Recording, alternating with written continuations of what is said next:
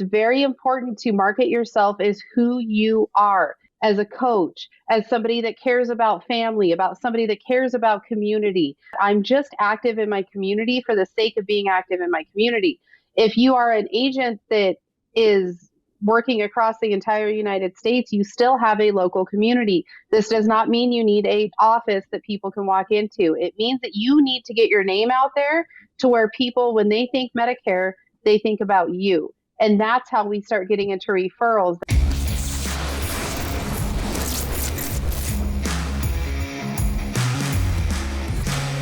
Ladies and gentlemen, welcome back to the Medicare Sales Playbook. I am your host, Dallas Keithley. I get the privilege every week of coming to you and talking with you about the sexiest part of insurance, and that is Medicare.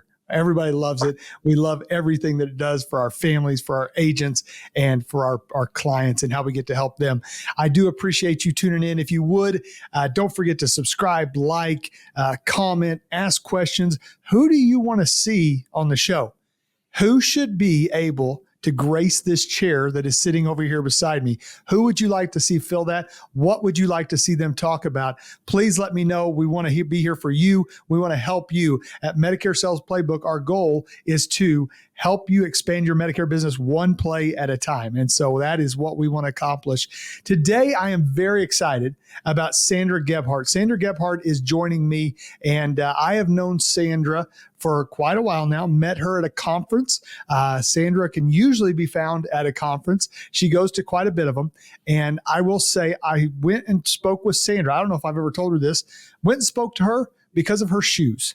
The kid has some crazy, awesome shoes, hats, polos. Like she is my people. When I see somebody with some Jordans on in a crowd, they are my people. So before we get to this though, I want to read this about Sandra. I don't usually read bios when introducing, but this is a great bio. So bear with me. It says here, Sandra's goal is to see a world in which people are able to confidently use their unique voice, follow their dreams, embrace and monetize their passions, and find a way to understand exactly what a toddler is trying to tell you, which I can resonate with that. As a digital marketer with years of experience, Sandra has worked with thousands of small business owners, trained in high-ticket consulting groups, spoken at multiple events, including TEDx, been featured in 2 documentaries, runs a top-rated podcast, Binding Authority, all while being a wife and keeping the world's cutest 4-year-old entertained. Happy and far from falling off the tall things he climbs on. Sandra is extremely passionate about helping others solve their problems and in having a business. She has been described as being a bit too much or a busybody and voted most eager to please by her high school classmates. Sandra took these labels and turned them into being famous for being a power connector and helping small business owners fix advertising and marketing issues. Known as the queen bee of organic social media marketing, Sandra is passionate about teaching small business owners to build their own personal brand. Ladies and gentlemen, please welcome with me to the Medicare Sales Playbook, Miss Sandra Gebhardt. Sandra, thank you very much, man. I appreciate you jumping on here with me. I'm so excited to be here. I just think I'm hilarious. I was laughing through the whole bio. I'm like, oh, she's that was great. That was absolutely. So what shoes are we rocking today? I didn't tell you. Look at this. Oh. I got the Blazers. You know, see them? There we go. We look like little kids. On clouds. Very nice. Okay. On clouds are my everyday shoe. I feel like one of the coolest kindergarten classes. We're like showing each other. Mine don't light up or anything like that, but I do love that. No, I love your passion for life, Sandra. I got to tell you, like I have seen you at several conferences. I watch you on social media. I'm that creepy guy that doesn't ever really comment or anything, but I watch from afar and man, your energy is just contagious. And let me tell you guys, if you run a small business, if you are a Medicare agent, like it or not, you are running a small business. If you run a small business, this is the type of energy that you want to put out. So when we started Medicare Sales Playbook, I wanted to have Sandra on because she is a world-class marketer. I'll tell this, when we first started talking about doing the podcast and I reached out to Sandra, she said, hey, here's 5 things that can help you become a top 10 podcast. And I'm like, Okay. I said, Sandra, this is why I want you on, right? So, Sandra, welcome to the show. What got you started in marketing and made you go down this path? So I have naturally been a marketer my whole life, and that's why I put that eager to please, why I was voted eager to please, um, in my bio, because what people see as eager to please is actually marketing, if you think about it, right? Like, I'm helping people solve problems, and that's always been who I am. It can be over when you're trying to please everyone, that's a little bit different, and that's where you start coming into the busybody tag. But Mm-hmm. all the same, I've always looked at the angles and looked at ways that I could find to market to people. I actually have a degree in public relations and got into insurance just like everybody else except for Joe Campert. Got into it by accident. um, he's the only person I've ever met that wanted to be an agent when he was little. um, Yeah. but got into insurance, and that's where I really realized that I could marry my passion for marketing and sales all into one thing. It was much more tangible then. And a little quick background, you might not know, I don't talk about this much from stage, is I was a captive PNC agent. And again, that's how I got into the social media marketing, because you can only get up at 7 o'clock and have so many bad cups of coffee before you're like, you know what? Let's figure out how to be omnipresent. And that's what social media allows us. So I was doing that. We ended up buying a book of business with a captor, as I like to call it, on the PNC side. And about 6 months into us owning that agency, and about a year after Darren and I got married, we found out that he had a brain tumor. So that was about, oh shoot, 6 years ago now, 7 years ago now. And our business was a baby. We didn't have the automation technology. Sean Clark hadn't come up with Go High Level yet. Um, so we had to be pulled away from the office quite a bit, which as a result, when you're not at the office, sometimes your calls aren't being made. And it's just hard for a new staff and a new business to be able to maintain. And my entire focus went on my new husband. And uh, fast forward through all of that, there was some, they told us we'd never be able to have kids, but I'm not of this world. I do what I want and have a different path. So we found out actually 2 weeks before or a week before we left to get Darren's brain tumor out, that I was pregnant with Gage. That was one of the documentaries that we were in. That they call him the miracle baby, because there was no scientific reason as to why we should have had him. Even got some weird looks from some different nurses and stuff. They're like, "You guys had a baby?" Wow. And it took us a month to get the brain tumor out in the dramatic fashion of our life. Then we actually signed the paperwork to sell the agency the morning Darren got his brain tumor out, which I signed on my cell phone. I do not recommend that. That is not a good practice. Hidden in there was a 5-year non-compete clause for selling insurance to Montana and any connecting states, which left me with Alaska and Hawaii.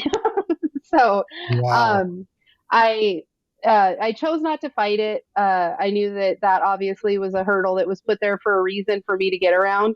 Hired two mentors in Bobby Stocks and Rob Sikel, and they really gave me the push and the belief to go out and find my own voice. They really helped me formulate what turned into a bit too much that I spoke at TEDx about, and from at different insurance conferences. Some of you guys have heard me speak on that. And they really helped me find that passion that I had for marketing. And I have done that ever since. I've purchased leads, I've been media buyer, I've done all kinds of different things. And now I'm solely in the coaching slash, I do have kind of a done with you program that we can talk about a little bit later. But my, my passion really, truly, I use the word passion a lot. I noticed that in my bio, That's all right. but you have to have passion, right? Like, you have to know what you're doing, what you're going for every day.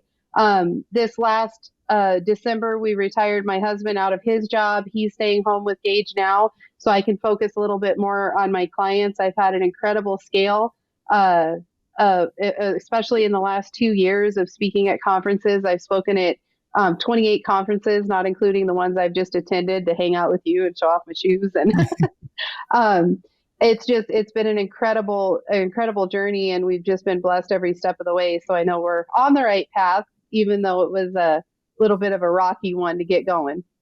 Yeah. And Darren's doing well. I mean, Yep. everything great with him. That's Yep. awesome. He's That is doing awesome. great. And I have this super tacky joke, so like half the people are gonna leave right now, but I always say, there's no lemon law when you get married. Like the second you sign that marriage license, it's like you're done. That's it.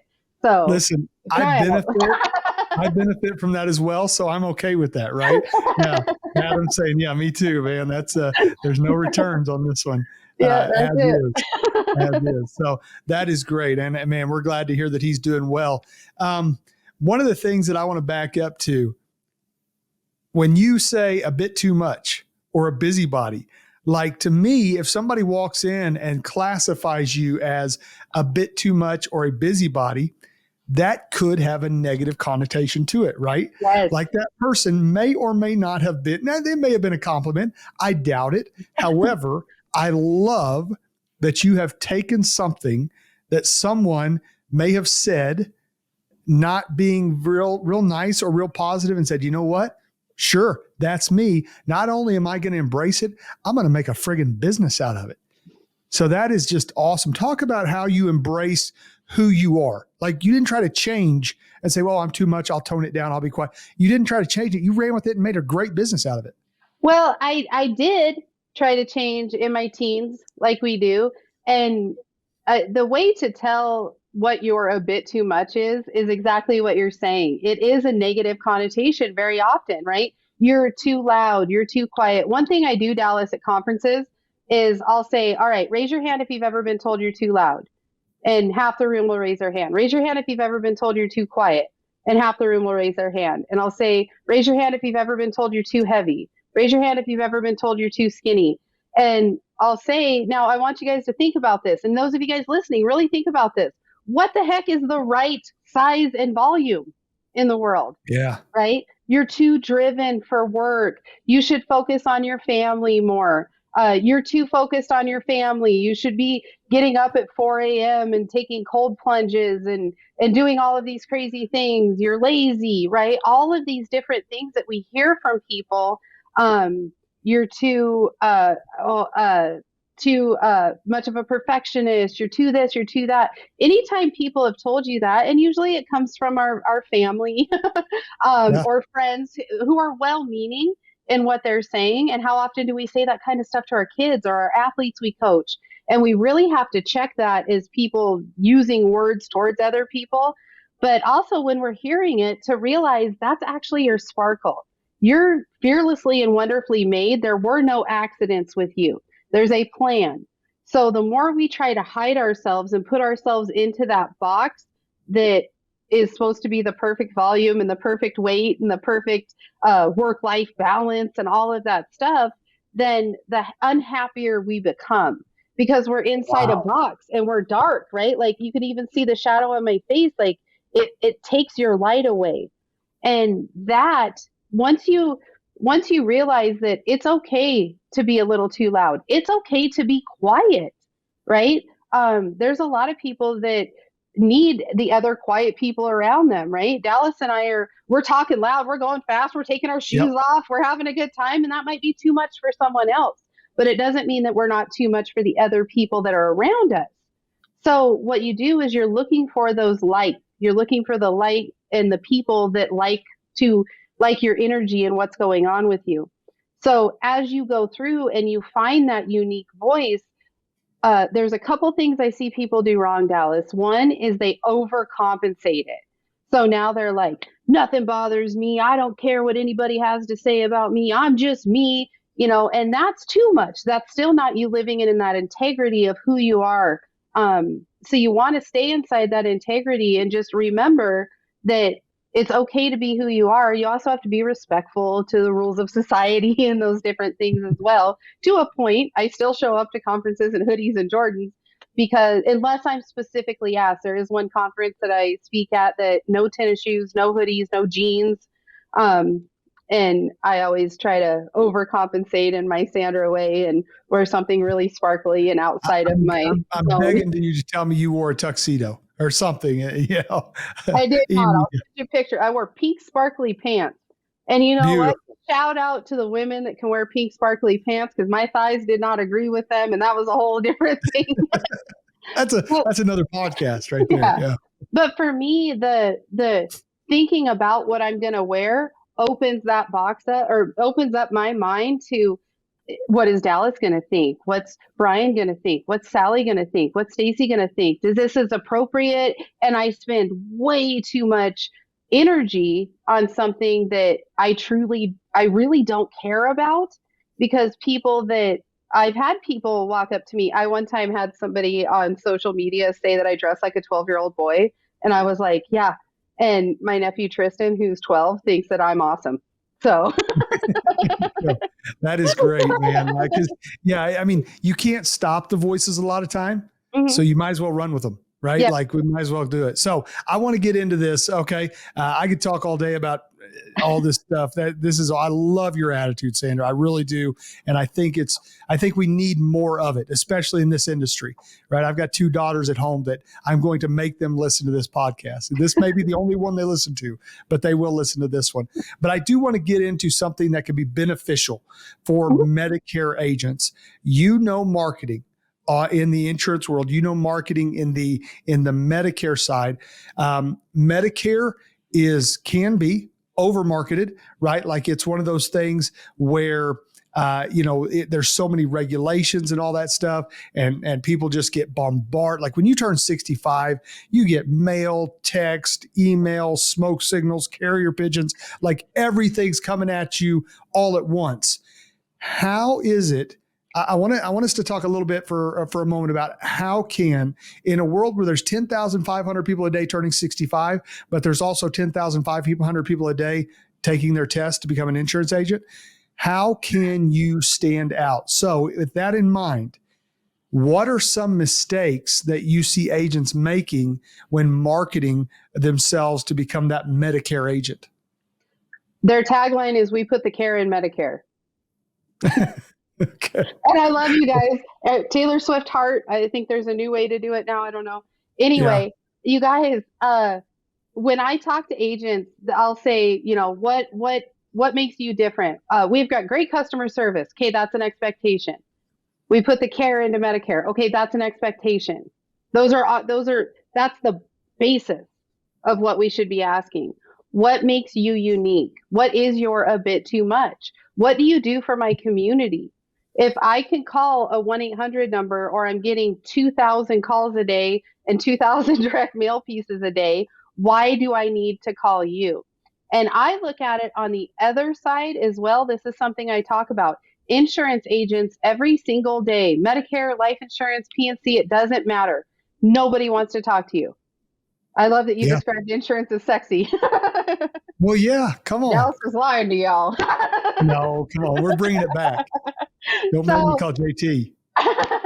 so it's outside of the dentist. The second worst person you want to talk to is your insurance agent, right? Yeah. Because I it's a always joke my promise. mom doesn't call me back, Yeah, right? Like, yeah. yeah. And what we're selling is we're selling a promise, no matter what. Even me, if you're working with me with my marketing, the first few months is a promise that we're going to get you to a spot. There's nothing tangible for people to hold. So you have to think about when they're turning 65, that's a big moment in their life, right? After 40, that's like the next big one.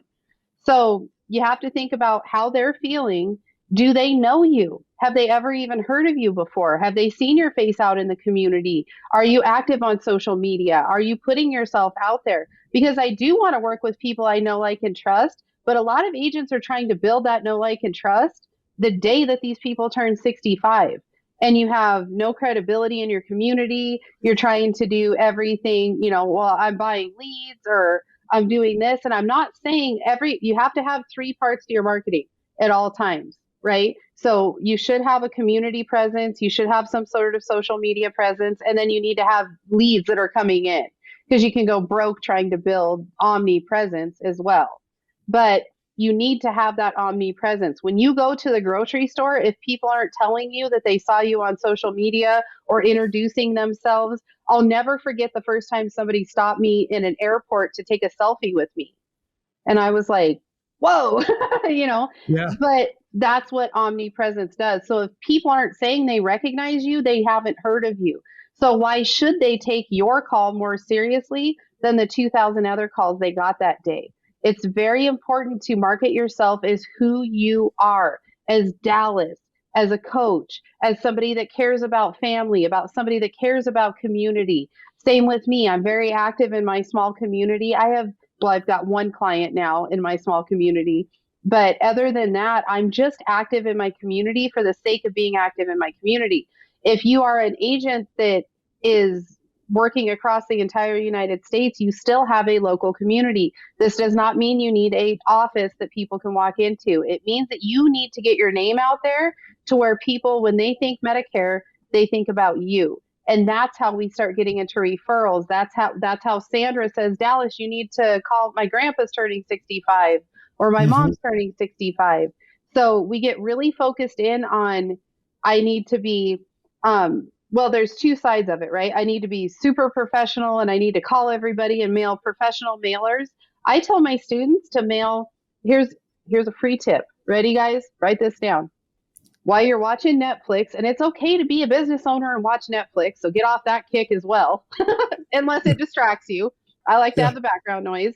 But while you're watching TV, fill out little note cards, buy a pack of note cards, buy some nice tea, like the tea bags tea. And I did this when I had my agency. I would write down, hey, I just wrote one of your neighbors, their insurance, and I know that they're sitting back tonight with a cup of tea and relax, knowing that well, I was with Allstate, so they're in the best hands. But find your own slogan, Yeah. that they're able to sit back and relax knowing that I'm their trusted advisor and they have no more concerns about their insurance. They don't have to answer the phone, whatever your verbiage is, because it needs to be yours. But a quick note that's handwritten, not handwritten with one of the programs. Just write the dang card, guys. It's not that Right. hard. Put the tea bag in there. And what does the tea bag do? What do we do with junk mail? We try to tear it, right? So lumpy mail, this is Dan Kennedy stuff back in the day. They're not going Hmm. to tear something that feels like it has something in it. That's why you want to use a nicer tea. Don't be mailing out Lipton tea. Nobody drinks that when they're relaxing. But that will generate a ton of leads for you. And you're letting people know who you are. If you have magnets, stick a magnet in there. Everybody should have magnets that say, Sandra Gebhardt is my insurance agent. If anything happens, call her. And they just stick it right up on the fridge. It doesn't need to be your business card. They don't need to know how to fax you and email you and pigeon what your pigeon's name is and your Pinterest handle. Just something quick and simple that people can put up on their wall. Sandra Gebhardt has my insurance. Wow. That is magic. I love that. Cody Askins and I used to sell insurance together, and we started handing out business magnets. We would go back. We went into houses 3 years later, and the magnet would be on the fridge. Yep. There's power in magnets. Now, it may be holding up something, whatever, but it's there, right? Yes. And people have really gotten away from that kind of stuff because I love you guys all again, but we're trying to find that magic. Well, I'm gonna buy leads, and buying leads is great. You have to buy leads. I'm not saying don't buy leads. I'm saying stop arguing in Facebook groups and stop posting about what everybody else is doing and take that time to fill out some cards. And Yeah. I'm not knocking the business cards either, the business magnets, but just take it one step further and say, Sandra has my insurance. Call her if anything happens. My granddad had COVID. He was in the ICU. We had no idea who to call. Yeah. That Wow. was right before I met you guys. So I didn't Right. know. I'm like, I don't know, call Medicare. Who's Yeah. Medicare? That's crazy. Yeah, that's nice. Now, I do want to say something too that I've seen, and I wanted to get your opinion on this. A couple things. One, let's dive into social media a little bit, because social media, to me, people are complaining about how much social media there is. I think we flip that. Think about the market you can reach like that. You can be around the world marketing just like that at no cost. Give us a little tip on first, how often should we be posting for our business? And then what percentage do you separate your business page and your personal page? Or are they together? And if they're together, what percentage should be business versus humor versus all that stuff? Okay. So there are two schools of thoughts on this. You mentioned Cody Askins. He is he's on every platform everywhere, right? I'm Mhm. sure he's on Pinterest too, right? Oh Like yeah, there's an he does Askins Pinterest he's crafty. Yeah. somewhere. I am on Facebook. I've got a LinkedIn that I use sparingly. I wouldn't say that I'm active on LinkedIn. I post once or twice a week on there. Um, I am on Facebook. So a lot of people, a lot of you guys watching this are going to say, well, I should start a YouTube channel. And my question is why? I should start a TikTok. Okay, but why? Because you're doing 0 videos now, and now you want to start a TikTok, which takes 4 to 5 videos a day. You need a content creation team. That stuff is going to pull you away from sales. And I've seen a lot of really good agents lose business, lose their entire business trying to market themselves, and they market themselves out of time and out of what they should have been concentrating on, which is sales, right? So I understand you guys. I understand you're hearing it from everybody, me included. You need to be online. You need to be on social media. I really want you guys to focus on one social media, and the social media that writes checks every day is Facebook. Buyers are on Facebook. It's cool to have 1 million followers on TikTok or have a video that goes viral. I had a video go viral, Dallas. Not viral, like small viral in my Okay. following. Tracy Lonesberry sent me a knife for Christmas. So I Yeah. did a Britney Spears impression in front of my Christmas tree of dancing with it. Wow. And I know the internet's forever, but I thought I'll do a little shout out for Tracy. That stuff is still coming up today. Yeah. So it's cool to get those, but I had the base audience following me already, and I actually did sell a couple clients off of that video. So you guys see how that works? Yeah. Going and getting 1 million views on TikTok right now, but you have no base, you have nobody knows what you do, then people are just watching it and scrolling through and they forget about you. Okay. Yeah, and there's So no call to action with yeah, a TikTok. A lot of times, like we've got our TikToks exploded here. We do one here at our office, and we've got 4 or 5 videos that are over 2-3 million views, yeah, but there's no call to action on it, yep. and that's where And I think there's a li- there's some cool brand awareness with what you guys do. Like I've even sent you a couple, like you guys should do this, Mhm. right? Yeah, yeah, So it's entertainment, right? And right. that's but you also have a whole team working on that. You've got Mhm. editing guys, you've got, Yeah, so I really want you guys to hear this. You can be to the point to where you're doing funny office videos and you're doing all of these other things and you're putting out a podcast and you're putting out a YouTube and all of these different things, but not if you don't have a foundation and you build that Mhm. foundation on Facebook. Okay. Some people are Cody is the exception to the rule with YouTube. Yeah. There's a gal named Olivia Appleberry who is the exception to the rule on TikTok. So people will come back and say, but Sandra, they always sound like that. But Sandra, Olivia Appleberry has millions of followers and she's booking appointments every day. Cool. But what you don't know behind the scenes is she has people that are taking those appointments because she's a full-time content creator. Okay. Yeah. So I really want you guys to hear this going into 2024. Get right and get tight on your Facebook. Get right and get tight Yes. on your Facebook. And write down, if you're taking notes or if you're driving, put it in your head. Facebook is for making money. Facebook is for making money. There are buyers on Facebook. Your ideal client is on Facebook. Okay. None of us are selling to teenagers or Gen X right now. We'll worry about those guys when they come up. Yeah. So, what I want you guys to do every single day is post 1 to 2 times a day. So, you're asking how much. So, I really like to combine the business and personal together. I just did that with the Super Bowl poll. You can go through my Facebook, you're going to see it everywhere. Gage and I are at the wrestling tournament, and I know my business is on lock. I love that I can do both together, right? I'm stopping by a local coffee shop to have coffee. Here's a picture of my coffee, and I'm on my way to appointments. A lot of times people say, well, I don't understand why people post their coffee. Well, 2 reasons. One, you're irritated enough that you're talking about it, and it's something that's coming up in a training. So Yeah. obviously you do care to one capacity or another. But think about a simple post like that. It shows that you have the money to go buy coffee. It shows that you're supporting local businesses. And it also shows that you're out on the road and going and visiting clients. So there's a lot of different things that go into that. So these simple check-in videos or simple check-in posts. I'm at the office for today, and Tony Merwin right now is posting his juice every morning Yeah. for his 75 hard. We're all part of that now, right? It's consistent. Yep. We know Tony's up, Tony's starting his day. I should probably go do something too, right? Wherever your mindset is in that day. I got to drink something green. Yeah. Yeah. So don't overthink your post. 100% of you are overthinking your post. I do have a newsletter that goes out every day. It's got 7 Facebook prompts in it. You can use those. But just post. So don't get too caught up in it used to be like an 80-20 rule, 80% personal, 20% business. Mix it up, have some fun, let people know what you do, and don't be scared about the compliance, okay? Here's what compliance wants. Compliance wants you not to do stupid things, okay? So you can't say, I'm Dallas Keithley and I'm the best insurance agent in the whole entire country and I'm the only person you should contact for Medicare and I guarantee all of your prescriptions will be covered. That's a dumb post. Don't post that. There's like 9 things in there. Right?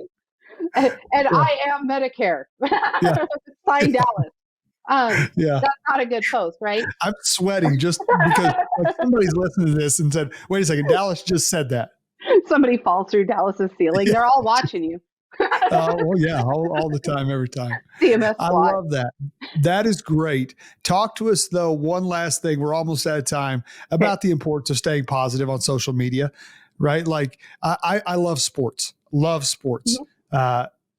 I have had to refrain as a Dallas Cowboys fan from giving my opinion. I know the Cowboys are missing it. I'm surprised they haven't reached out to me. I'm like, dang it, my name is Dallas, right? Like they want to know my opinion, but I've had to refrain because I know. Have you ever looked back on a 5-year-old Facebook post and you're like, why did I post that? And every time I don't like it, it's something negative. Yes. Yes. And there's 2 sides to that coin. Okay. If you're a negative person, be negative. It's who you are. You're not going to be able to hide it. Okay. And there's some of you guys out there and we love to hate you and we do business with you. And that's who you are. You're a negative Nelly. That's you're a bit too much. Okay. Other negative people are drawn to you and you guys all seem to be making it in the world. So if that's who you are, that's who you are. If you're amped up about politics, be amped up about politics. But remember that you are going to alienate half your audience. See, my pillow guy, right? Yeah. So you have to, what I say is whatever you say online, you have to 100% believe that. That has to be inside of your integrity. And I keep talking about integrity, but you guys have to realize one of the things when we're getting, when Dallas and I are saying like negative online, it's usually because somebody is outside of our integrity. So then what do we start doing? We start shooting on other people, right? You should be doing this. You should be doing that. This should be your attitude. If they want to be negative, that's them. But we don't step outside of our own integrity to make points online. Okay? Does that make sense? With me on Sandra, that is, say that again. That is strong. I'm watching Adam. Adam's pumping his fist in the media room. That is strong. Your own integrity. We judge everything by what we have deemed this is right, this is wrong. Yep. So I always use a little story with that. I'm overweight. My husband's overweight. And when we were pregnant with Gage, I did a ton of research. I read research papers, which for me, reading is, I love reading for pleasure, but reading a research study is not that interesting. But it was something I was very passionate about. And I wanted to set Gage up for the best diet, which in the first 6 years I learned was very important. So we wanted to make sure that he was always drinking water or nutritious things to drink, which is just water. That's really the only nutritious thing to drink. And I'll never forget this. I was in Walmart one day. I have no idea how I ended up there. But there was a little girl that was drinking out of a sippy cup and it had orange in it. Looked to me like it was orange pop. And I immediately started judging that mom. I was like, I can't believe she gave that baby orange pop. Oh my goodness. And Dallas Hardcastle told me once, when we start feeling like we're judged or when we start feeling judged ourselves, that's the judgment that we're putting out into the world. So I have always been very concerned that people will say, oh, they're going to make Gage fat, right? Because you hear people say really smart stuff Mhm. like that. Yeah. So then I was putting my own judgments out into the world because she wasn't in my little integrity box in that moment. Um, and I really, what Dallas had told me really stopped me in that moment. I was by myself at Walmart, and I literally stopped my cart and I stopped for a second and I thought, what if that baby's diabetic? And that's her drink that's saving her life right now. Or what if she is drinking orange soda? What does that have to do with me? What does that have to do with my day to day? And that's where we really start getting into these horrific Facebook fights we see in different groups and on different threads, because we're worried too much that other people are judging us, and we're not staying inside of our own integrity and being okay with us, checking in on ourselves.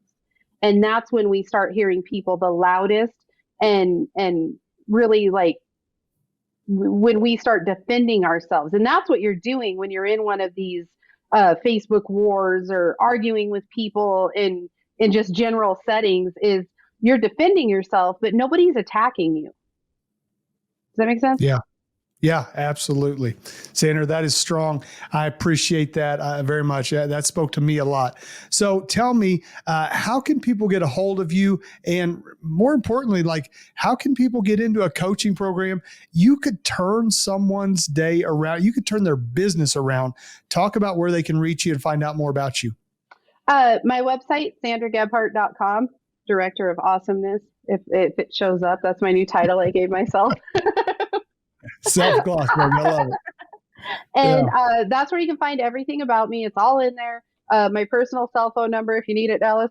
Uh, and I have a few different offerings this year. I have my A Bit Too Much marketing, which is $697 for the year. But when this comes Wow. out, it's going to be $1397 for the year. Sorry, guys, got your hopes up. Next Black Yeah. Friday. Um, but it's $1397 for the year. You get a text message from me every day with a mindset. Mindset and accountability is the focus of that. You also get the social media prompts, and you get 4 different 6 weeks uh, branding cores, social media cores, and they're meant for you to be able to go through 6 weeks at a time. My next offer is a done for you, hyper focused marketing for local communities, and that's $1,000 a month. And then I have 8 spots left. I don't know when this is airing, but 8 spots left in my Vibe CMO offer, which is $2,000 a month, and I come in and work as your in-house CMO. We work one-on-one for a year to get all of your marketing, from traditional marketing through digital marketing, through your brand, through your proposition values, all of that kind of stuff. And then I have one tip for everyone. I'm going to leave with Come one on. more tip. Okay. So anytime you're doing a podcast or you're talking to people at a conference or the grocery store or whatever it is, one point of contact. One point of contact. You guys heard me say my website. That's where I want to direct people to. Don't give people your office number and your cell phone number and your Pinterest and your pigeon carrier, okay? Unless it's on a business card, that's okay. But try to get in their phones right at that moment. So text, DM, however you like to communicate. But we're over inundating, especially on podcast interviews. You can catch me on Facebook. You can catch me on Pinterest.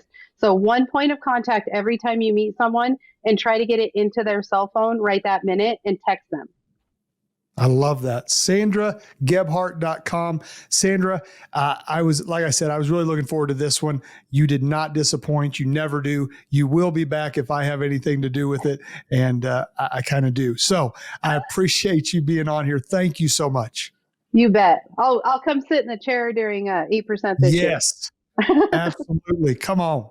Yeah, we'll sit, but we'll have an ottoman so that the shoes are up and visible for all to see. Mandatory. I love it. Absolutely. Sandra Gebhardt, ladies and gentlemen, guys, thank you again for watching the Medicare Sales Playbook. We hope you have found this to be very, very interesting. And guys, let me tell you, I only have people on when I believe in them, when I believe in what they're doing, when I believe that they can help our clientele. That's when they come on this show. And I believe Sandra is one of those people. Please go look at her website, sandragebhardt.com. Also, be sure and share this out. We want to hear from you. What are your comments? What are your questions? Who do you want to see sit sitting in that chair right over there. I'm your host, Dallas Keithley. Thank you for listening to the Medicare Sales Playbook.